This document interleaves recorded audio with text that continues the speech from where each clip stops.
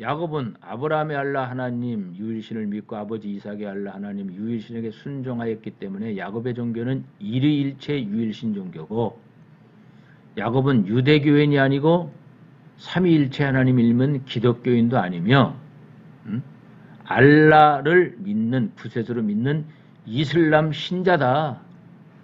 야곱은 이슬람 신자다. 유대교인도 아니고 기독교인도 아니고 무슬림이다. 야곱은 무슬림이다 하는 것이 이들의 주장이죠. 아브라함도 무슬림이고 이삭도 무슬림이고 야곱도 무슬림이고 다 무슬림이란 얘기예요. 요셉 이야기는 참 터무지없이 변질시켜놨어요.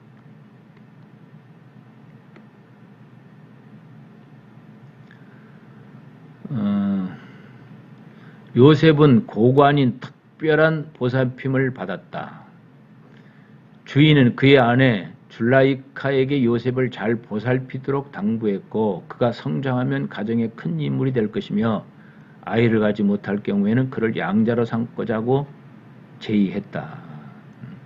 꾸란 12장 21절에요. 그를 산 이집트인이 그의 아내에게 말했더라. 그가 편안하게 지낼 수 있도록 잘 보살피시오. 그는 우리에게 이로울 것이 아니면 그를 양자로 택합시다.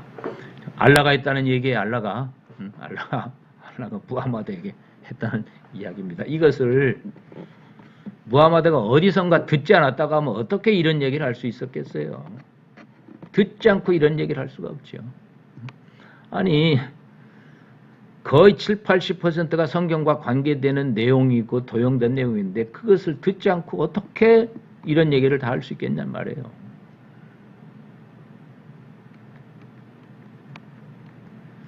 자, 여기서부터 또 나옵니다.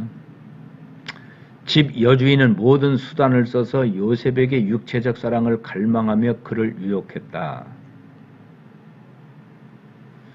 무하마드 알리 사브니 학자는 꾸투드비의 말을 인용하여 7개의 방문을 잠근 후 그를 침대로 유인하자 요셉은 이방저방으로 피해 다니며 버려진 자신을 길러주고 보호하여 준 주인에게 죄를 짓지 않도록 하여달라고 기도했다. 이거 보세요. 요셉의 옷 뒷부분이 찢어진 것으로 보아 부인이 거짓말하고 있다는 사실이 밝혀졌지만은 남편의 입장은 난처해졌다. 또한 그녀와의 결혼함으로 높은 명예와 사회적 신분을 얻은 그의 아내가 부정을 세상에 알릴 수가 없었다. 그래서 고관은 요셉에게 이 사건을 비밀로 하여 달라고 부탁하고 동시에 부인에게는 요셉에게 잘못을 사과하라고 했다. 그러나 영원한 비밀은 없었다. 고관 부인이 요셉과 사랑에 빠졌다고 하는 소문이 몇몇 여자들의 입을 통해 도시 전체로 퍼져나갔고, 고관의, 이제 보디발을 얘기하는 거예요. 고관의 아내는 자신에게 대하여 험담하고 있는 여성들이 얄미웠다. 남성미가 넘쳐 흐르는 요셉을 보고 사랑에 빠지지 않을 여인이 없을 것이며 자신을 험담하고 있는 여인들이 요셉을 보면 더할 것이라고 생각을 했다.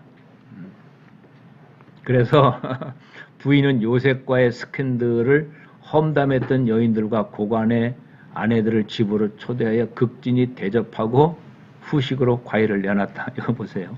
각자에게 칼을 주어 과일을 깎도록 하면서 요셉을 그 여인들 앞에 내보냈다. 그러자 초대받은 모든 여인들이 요셉을 본 순간부터 요셉의 남성미에 유혹되어 과일을 깎는 것이 아니라 자신의 손가락을 자르며 있으면서도 아픔을 잊은 채 숨죽이고 요셉만 쳐다보고 있더라. 이게 지금 꾸란에 있는 얘기를 합니다. 꾸란 12장 31절.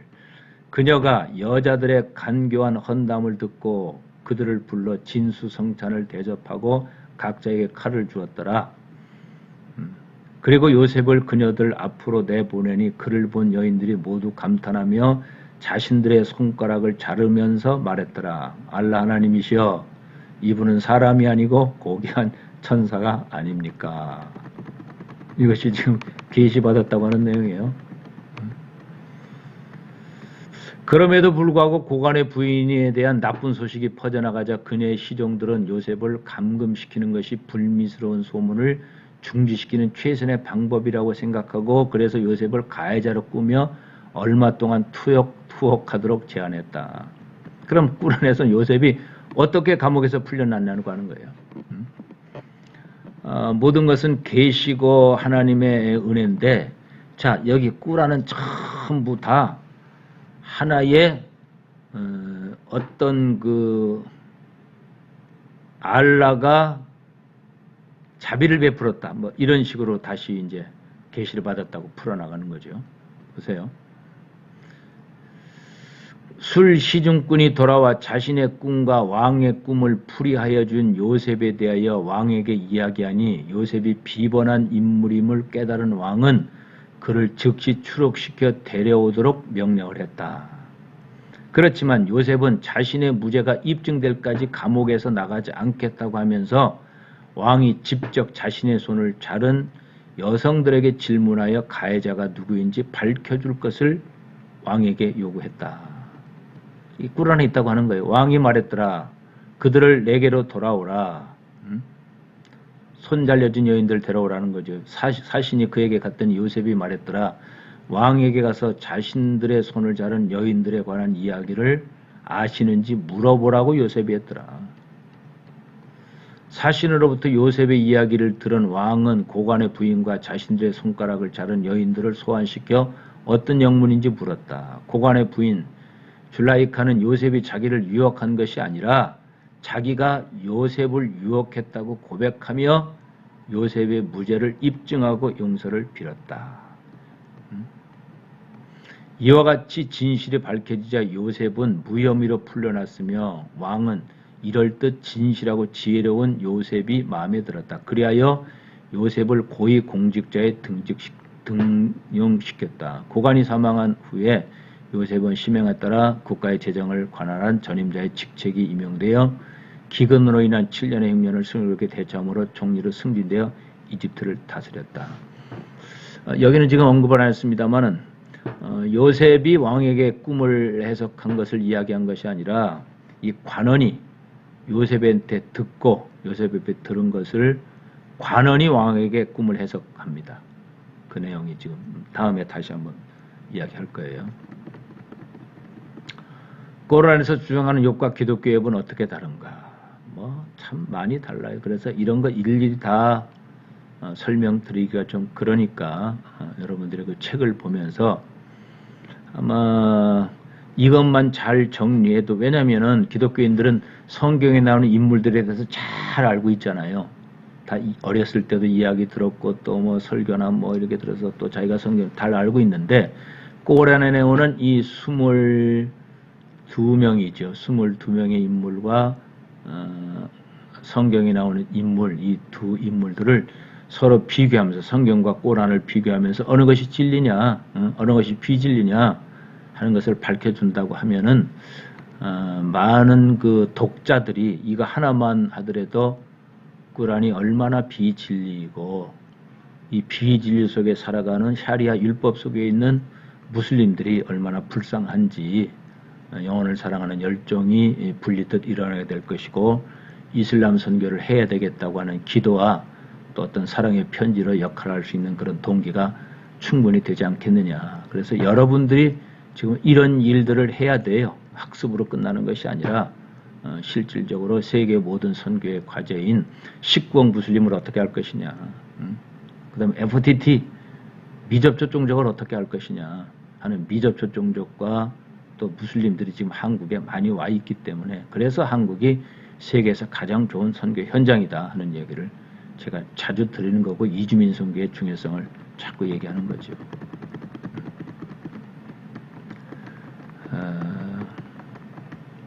쭉 이 내용들은 페이퍼를 통해서 한번 쭉 읽어보시면서 엉터리도 이런 엉터리는 없다 하는 것을 바로 느끼게 될 거예요. 요나도 완전히 달라요. 고란에서 주장하는 요나와 기독교의 요나는 전혀 다릅니다. 전혀 달라요. 지역도 다르고 내용도 다르고 전혀 다릅니다.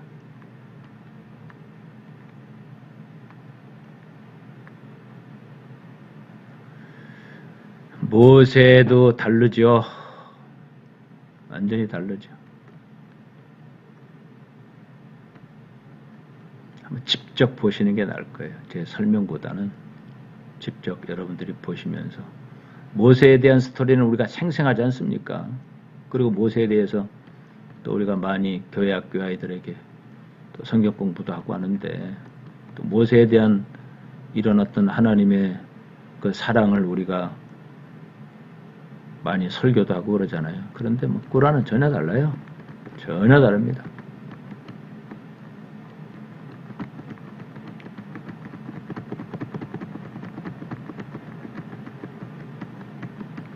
아론도 다르죠.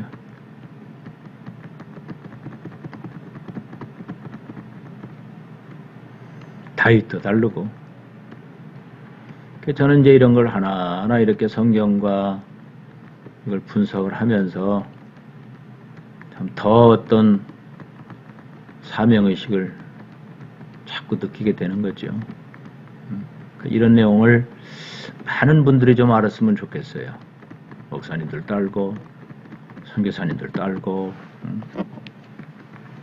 솔로몬도 달라요. 달라도 보통 다른 게 아닙니다.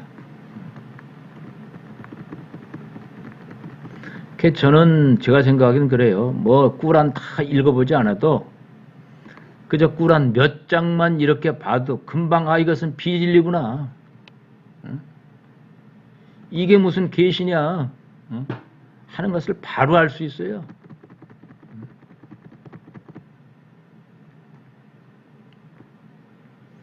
세례요한도 다르고,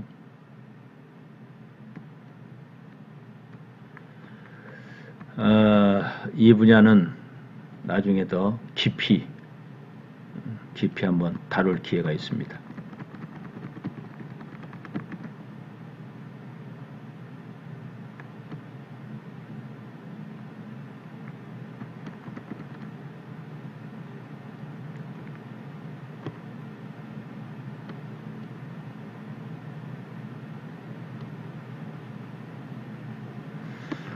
꾸란에서 나오는 무하마드는 어떤 사람입니까? 무하마드가 이 땅에 온 것은 예언자 아브라함이 사람들에게 알라 하나님의 말씀을 전하고 신법을 가르칠 사도를 보내달라고 하는 그의 기도에서 비롯됐다. 아브라함에서 시작돼서 지금 무하마드에서 끝나는 거죠. 우리는 아브라함에서 시작해서 즉 점진적 계시를 통해서 예수 그리스도의 성육신과 십자가와 부활과 성령을 통해서 성경이 문서화되면서 실질적으로 계시가 마무리되면서 이제 복음이 확장되는 이런 역사인데, 비슷하게 지금 만들어가는 거예요. 아브라함이 알라에게 좋은 사도를 보내주세요 하는 그 기도에서 바로 무하마드가 나왔다. 꾸란 2장 129절 알라여 저들 중에서 한 사람을 사도로 택하여 당신의 말씀을 낭송하고 성서의 지혜를 가르쳐 그들을 당신에게 인도할 사도를 보내주소서. 성서의 지혜라고 하는 것은 성경을 얘기하는 거예요. 구약을 얘기하는 거예요. 그런데 바로 이 구약에 있는 방금 이제 22명이 나왔지 않습니까? 알라가 이 22명에게 이 사람들에게 자기들이 얘기하는 이 사도들에게 가브리엘 천사를 통해서 잘 전달을 했는데 그 22명의 성경에 나오는 선지자들이 잘못 전했다고 하는 거예요. 잘못 전했다고 하는 거예요. 무하마드로 전해야 되는데 예수로 전했다고 하는 거죠. 변질시켰다고 하는 거예요. 22명의 성경에 나오는 선지자들이 변질시켰기 때문에 알라가 자기들의 성경은 지금 하늘나라에 있지 않습니까? 원본은 그 원본 원래 되어 있는 그 원본을 가브리엘 천사를 통해서 무하마드에게 다시 처음부터 끝까지 다 새롭게 전달을 했다. 이것이 한마디로 꾸란입니다.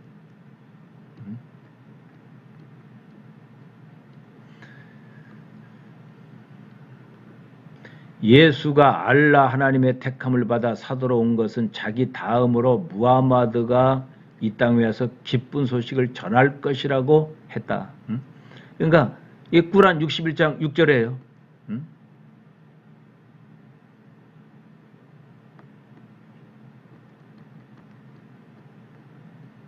꾸란에는 무하마드 이름이 몇 가지인가요? 꾸란에는 그의 이름이 두 가지로 기록되어 있습니다. 아흐마드라고 하는 이름이 꾸란에 한 번 언급되어 있고 무하마드라는 이름은 네 번이 언급되어 있습니다. 즉 두 이름은 현세와 내세에서 찬양과 찬미를 받을 자라고 하는 의미를 갖고 있죠. 주바이르의 말에 의하면 무하마드는 5개 이름을 갖고 있다고 하는데 이것은 그렇게 중요한 건 아니죠. 그러나 분명한 것은 무하마드 이후에 사도는 없다 하는 뜻을 가지고 있다.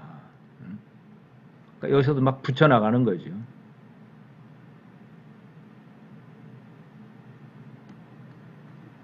무하마드는 이스마엘의 후손인가? 아브라함의 아들 이스마엘의 후손이라는 것에 대해서 일치된 견해를 보이고 있다. 무하마드는 이스마엘의 후손이다. 아브라함의 후손이다. 이렇게 지금 이슬람 학자들은 주장하고 있죠.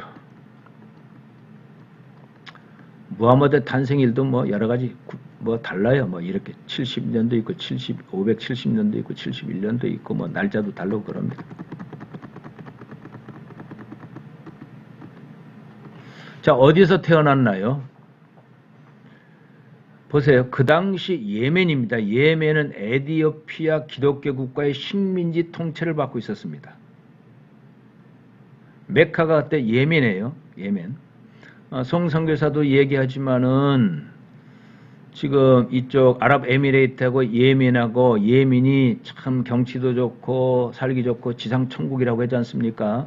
근데 석유가 나오면서 지금 아랍에미레이트는 부국이 된 것이고 예멘은 그냥 산천만 좋지 아주 가난한 나라가 됐다. 예멘이 강대국이었단 말이에요, 그때.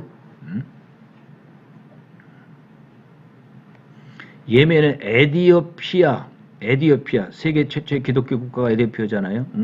에디오피아 기독교 국가의 식민지 통치를 받고 있는 것이 예멘입니다. 예멘 안에 지금 예멘 밑에 지금 메카 사원과 버금가는 그런 그 메카 사원이 있었던 거예요.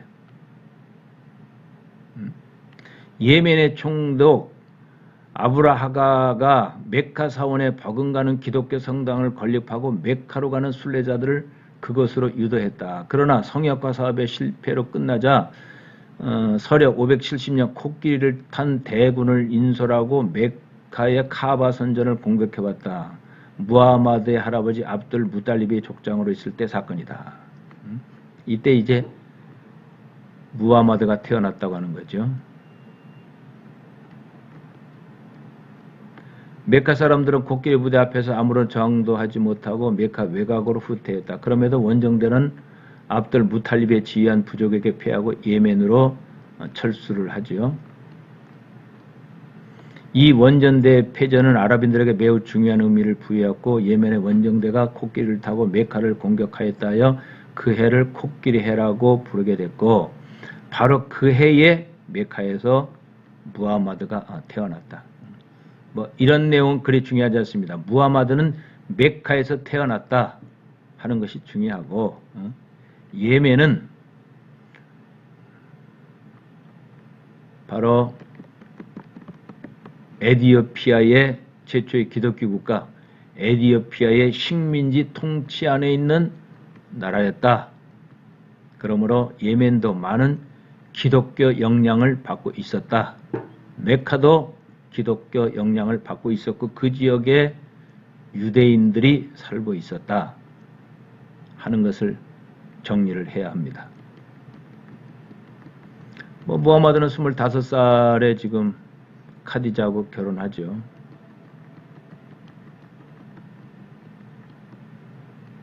무하마드는 상술에도 등했지만 여인들이 좋아하는 미남에다가 성실했고 정직했다는 기록도 있다. 용모는 남달랐다. 튼튼하고 딱 벌어진 어깨며 큰 손발, 넓은 이마, 짙고 탐스러운 눈썹, 까만 눈을 가진 남자였다. 키는 보통이었으나 유달리 큰 머리를 가지고 있다고 이제 그렇게 자꾸 이제 신격화하는 거죠. 25살 때에 카디자가 40살이었었죠. 이때 결혼을 하게 되죠.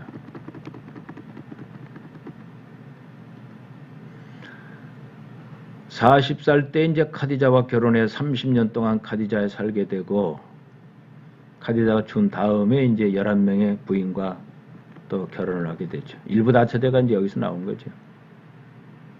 그가 11명의 부인과 결혼한 것은 주로 정치적인 이유에서 비롯됐다. 부족과 부족 간의 평화를 위한 수단이거나 전사한 병사의 부인과 결혼했거나 유력한 지도자들과 결석광을 위한 방안이었다. 꾸라는 특수한 환경과 조건에 따라 4명의 아내를 둘 수 있다고 하면서 아내들을 공평하게 대우할 자신과 능력이 없을 경우 일부 일처를 원칙으로 제시하고 있다.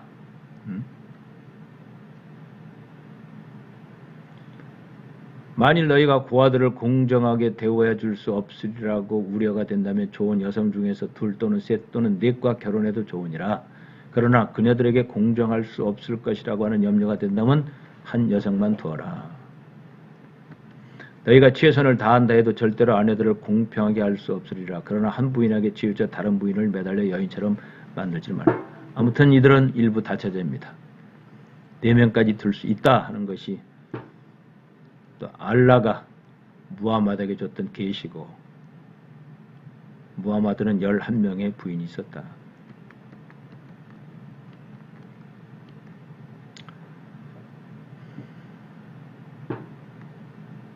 자, 보세요. 무하마드가 이제 23년 동안 가브리엘 천사를 통해서 계시를 받았습니다. 이게 중요해. 예언자 무하마드는 계시를 받은 대로 그를 따르는 일부 동료들에게 암기를 시키고 다른 한편으로는 기록으로 남기라고 했다. 이 계시가 모아져서 20년 후에 한 권의 책으로 집대성되는데 이것이 꾸란이다. 그런데 이때 암기했던 일부 제자들이 전쟁터에 나가서 죽었다든지 또한 기록이 없어졌다든지 하면은 이때에 그때 상황에 맞아서 메디나에서죠, 자기 어떤 정치적 역량, 정치적 세력을 구축하기 위해서 폐기하거나 바꾸거나 다시 변질시키는 것, 나시크 교리로 꾸란을 만든 거죠.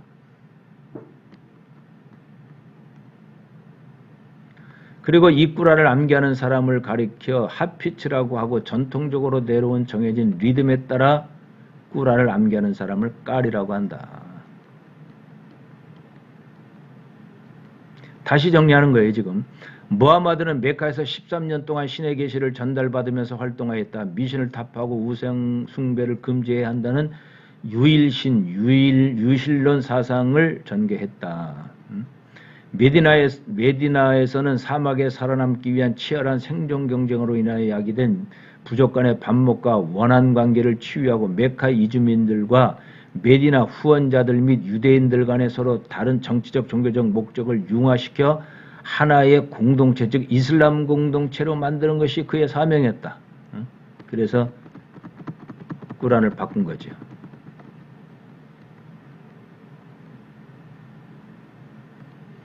무하마드는 완전한 인간으로 남아있기를 원했다. 그가 다른 성인들이나 예언자들과 다른 점은 절대로 자기를 경배의 대상이나 구세주로 삼지 말라고 강조한 점이다. 그를 경배하는 사람이 있다면 그가 믿는 신은 이미 죽어버리고 없다고 했다. 그의 사진이나 초상화도 절대로 남기지 말라고 한 것은 불상이나 마리아 동상 그리고 예수의 초상화가 신앙의 대상이 될 전례를 차단하기 위해서였다. 그 이로 무하마드 초상화는 이 세상에서 자취를 감추고 말았다.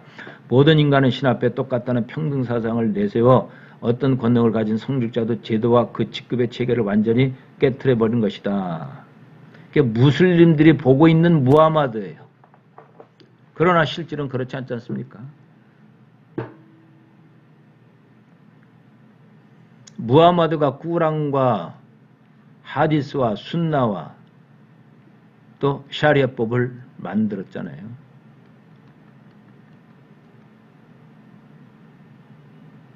성부, 성자, 성신이 하나가 된 삼위일체의 알라 하나님이 아니라 예수가 오기 전부터 존재하고 있던 유일신 사상을 전파했다.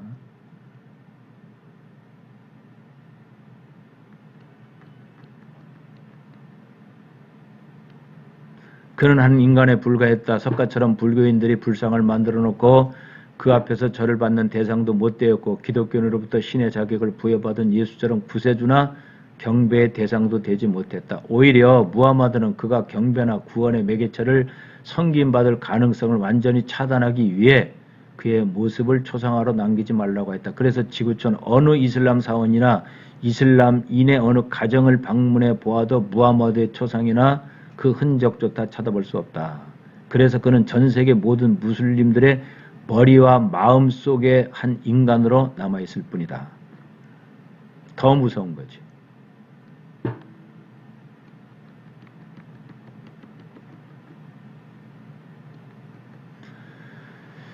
엘리와 기독교 엘리와도 다르죠. 전혀 다릅니다. 엘리사는 또 다르고 사가랴도 또 다릅니다.